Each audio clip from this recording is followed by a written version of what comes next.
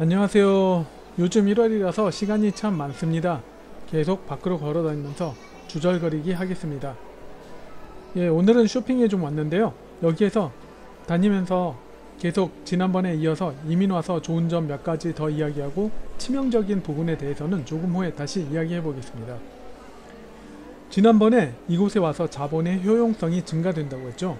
사회의 양극화가 매우 심하기 때문에 인건비가 정말 저렴합니다. 그래서 어지간한 일은 매우 저렴하게 사람을 고용할 수 있습니다. 이곳의 중산층은 그리 돈이 많지 않아도 모두들 청소 도우미, 요리 도우미를 고용합니다.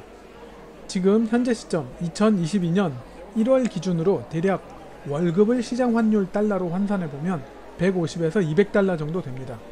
원화로는 18만원에서 25만원 정도라는 것이죠. 즉 월 50만원 정도 주면 요리사와 청소부를 고용할 수 있다는 겁니다.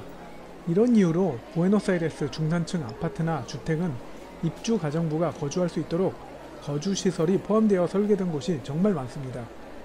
고시원 수준의 매우 협소한 방인데 부엌이나 뒷문 부근에 조그만 방이 딸려있는 형태이죠. 그 외에도 또 다른 장점은 시간적 여유가 정말 많습니다. 남미로 이주하면 하는 일에 따라 다르긴 하겠지만 개인적인 시간이 정말 많이 남습니다. 삶의 시간이 많다는 것은 개인적으로 자아 성취를 하기 위해 투자할 시간이 많아 보이지만 사실 시간이 많다고 해도 빈둥거리면서 무의미한 시간을 보내는 경우가 많은 것 같습니다. 1년 중에 1, 2월달은 어떤 업종에 일을 하더라도 사회 분위기상 일을 할 수가 없습니다. 강제적인 휴가를 보낼 수밖에 없죠. 남미 사람들에게 휴가는 삶의 매우 중요한 부분을 차지하고 있죠. 그 어떤 사람이라도 누려야 하는 권리이자 의무로 여기는 듯합니다. 신성시 되어 있을 정도이기 때문에 당연히 이곳에 거주하는 모든 사람들은 가족여행을 다니게 됩니다. 이렇게 사회적 합의가 되어 있는 상황이죠. 상황이 이렇다 보니 11달은 일하고 한 달은 편히 쉴 수 있는 문화가 있어서 삶의 질이 올라갑니다. 아무리 일을 하고 싶어도 일이 없습니다. 1, 2월 달에는 도시가 텅텅 빌 정도로 일이 사라지기 때문에 안 쉬고 싶어도 쉴 수밖에 없는 형태의 사회가 만들어지는 것이죠. 업무 중에 매너 없는 사람들의 빈도가 그리 높지 않아서 업무 강도도 약한 편입니다. 그래서 일로 인한 업무 스트레스도 매우 낮은 편이죠. 업무 스트레스가 낮은 것에는 고객 응대 때문만은 아닙니다. 대부분의 직종에서 현지인들과의 경쟁의 강도가 매우 낮습니다. 현지인들 문화적 특징이 한국 사람들과는 다르기 때문인데요. 일에 올인하여 자신의 업무에 있어서 생활의 달인이 되려는 사람이 많은 한국은 어지간한 실력으로 성공하기는 어렵지만 남미는 조금만 열심히 해도 업무적 성과가 좋다고 할 수 있습니다. 이게 무슨 말이냐 하면 이곳 현지인들은 기본적으로 70% 이상이 시간 약속을 정말 안 지킵니다. 단순 직종에서는 배관공이나 전기공 등의 가정방문 수리기사들은 몇 시간은 기본으로 듣고 심지어 며칠 뒤에 나타나기도 합니다. 거의 모든 사회 분야에 걸쳐 약속을 지켜야 한다는 개념이 희박하죠.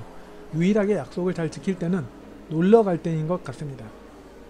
이런 상황이다 보니 약속을 잘 지키고 업무를 생명같이 여기는 한국인들이 오면 매우 빠르게 경쟁 우위를 차지하게 됩니다.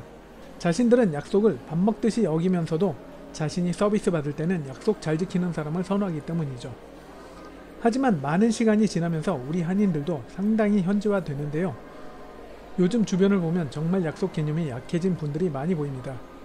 현지인들의 이런 특징은 이민자인 한인들에게 장점이기도 하지만 서비스 받는 소비자 입장에서는 심각한 단점이 되는 것이죠.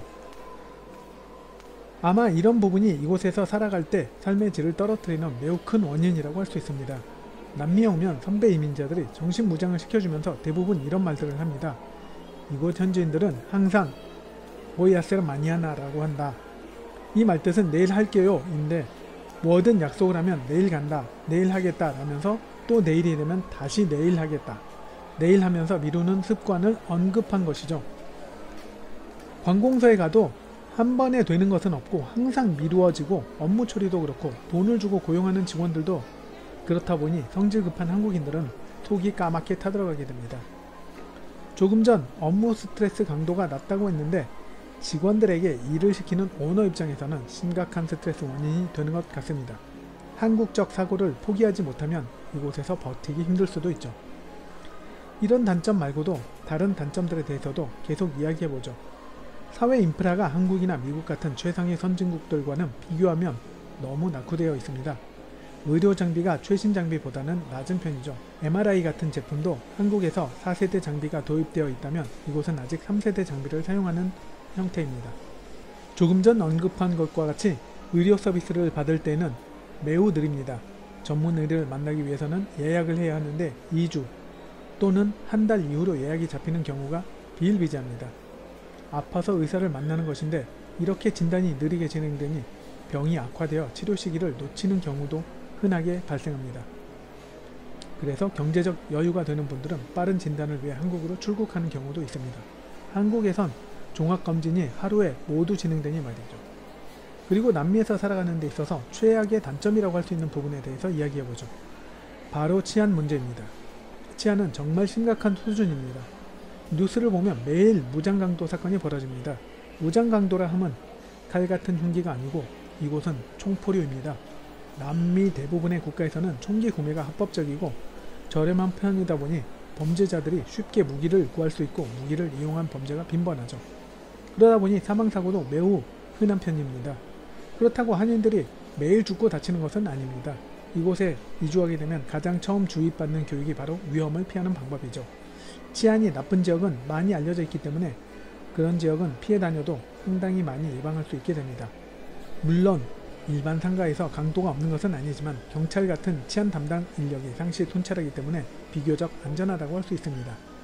그 외에도 밤 늦은 시간에 한적한 곳을 다니지 않고 주택보다는 아파트에 거주하며 무인 경비 시스템을 설치하는 등의 여러 노력이 필요합니다. 소매치기 등의 범죄자도 매우 많아서 거리나 공공장소에서 핸드폰, 카메라, 지갑 등을 노출하지 않아야 합니다. 이렇게 이야기로 들으면 매우 심각한 듯 하지만 사람은 적응을 매우 쉽게 하기 때문에 금세 익숙해지고 조심하면서 생활하게 됩니다. 그리고 또 다른 단점으로는 경제가 안정적이지 않습니다. 언제 화폐 가치가 폭락할지 알 수 없죠. 곡물이 거의 전부라고 할 만큼 공업이 취약한 곳이죠. 우편물을 받을 때에도 무거운 세금을 지불할 각오를 해야 합니다. 한 번은 미국 LA에 거주하는 친구가 보내준 음악 CD 3장을 받기 위해 세금을 거의 $100를 지불한 적도 있습니다. 또한 대만의 거래처에서 보내준 신제품 샘플 30-40달러 정도의 제품인데 우편으로 보냈는데 수령하기 위해서 관세로 $200나 지불한 경우도 있었죠. 경제정책이 일관적이지 않고 수시로 변경되어 전문 통관사도 변경되는 규제를 모두 숙지하기 어려울 정도입니다.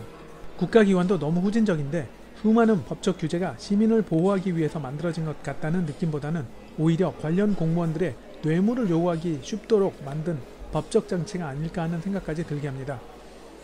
이렇듯 남미에서는 법이란 것은 상식적으로만 있는 것이고 실제 업무에서는 담당 공무원과 잘 대화하여 원만한 해결을 해야 합니다. 그 원만한 해결이 뭐냐면 바로 뇌물이죠. 이게 매우 심각한 문제이긴 하지만 남미에선 문화적 특징으로 자리 잡아서 그냥 받아들여야 합니다. 식당을 운영한다고 하면 시청 허가 담당 공무원과 위생 담당 공무원, 세무청 등에서 수시로 방문하고 아무리 철저히 관련 법을 준수해도 언제나 미흡한 부분을 찾아냅니다. 법이 너무 자주 바뀌고 복잡해서 담당자도 잘 모르는 경우가 허다하죠. 그렇기 때문에 규제에 맞추어 완벽하게 시설을 개조하는데 비용을 지출하기보다는 어느 정도 적당선에서 시설을 유지하고 담당 공무원과 원만한 합의를 보는 것이 시간과 비용 면에서 훨씬 유리하죠. 만약 무역적 일을 한다면 세관 공무원과 합의를 해야 하는 등 남미는 법조항보다는 각 분야의 담당 공무원과의 원만한 해결을 진행하는 것이 효율적입니다. 그래서 이런 문화를 접하면 초기엔 충격적이지만 오랜 시간 지나다 보면 익숙해지고 삶의 형태로 받아들일 수밖에 없게 됩니다. 그럼 이런 모든 단점과 장점을 알고도 이곳에 거주할 사람들은 있을 것이고 결국 결정은 각자의 선택이겠죠. 하지만 자본이 충분하지 않은 사람이 남미에서 삶을 시작하여 매우 큰 경제적 성공을 이루는 경우가 정말 많다는 것이죠. 부에노스아이레스에서 거주하는 한인이 1만 5천 명 정도로 추산하고 있습니다. 그리고 대부분 경제적으로 중산층 이상의 삶을 살고 있죠. 그리고 상당수는 수백억 원, 즉 수천만 달러 이상의 자산을 형성한 분들도 있다는 것이죠.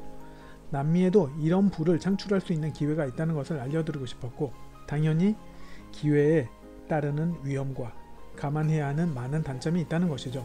다음 기회에 주변의 지인 중 이곳에서 상당한 부를 잡을 수 있었던 사람들의 자세한 스토리를 소개할 계획입니다. 그럼 또 뵙겠습니다. 안녕히 계세요.